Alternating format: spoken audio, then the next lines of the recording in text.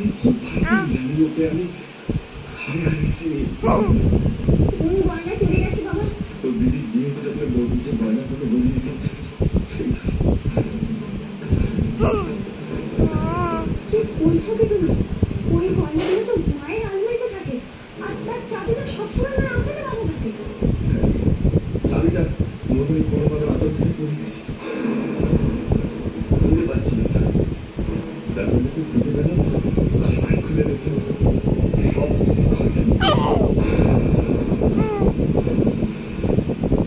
Oh my God! কি বলছো? ভয় একেবারে সত্যি